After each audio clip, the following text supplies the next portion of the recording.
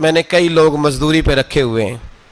ایک شخص مزدوری کرتا تھا تو کچھ کلو کچھ سیر چاول اس کی مزدوری بنے. مثال دے کے سمجھاتا ہوں, 10,000 کے چاول اس کی مزدوری بن گئے. میں نے اس کو کہا مزدوری لے لے تو وہ ناراض ہو کے چلا گیا ناراض ہو کے. لیکن اے اللہ میں نے اس کا مال کھایا نہیں, میں نے مزدور کا حق رکھا نہیں.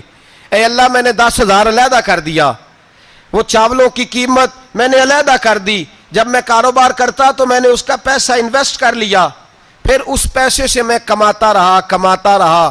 ایک وقت آیا کہ زمانے بیت گئے, وہ 10,000 10 لاکھ یا جو سمجھ لے 10 کروڑ ہو گیا. کئی گائیں, کئی اونٹ, کئی پلاٹ آ گئے.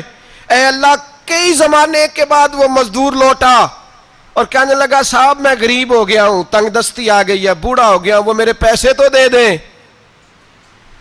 تو اے اللہ میں بے ایمان نہیں ہوا, ایک رتی برابر بھی میرے دل میں میل نہیں آئی.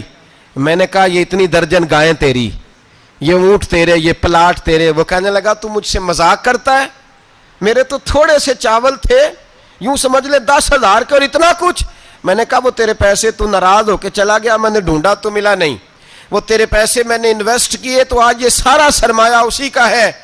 اے اللہ وہ بوڑھا مزدور جب اتنی گائیں ملی, اتنے اونٹ ملے, اتنے اسے پلاٹ ملے تو وہ روتا دعائیں دیتا گیا.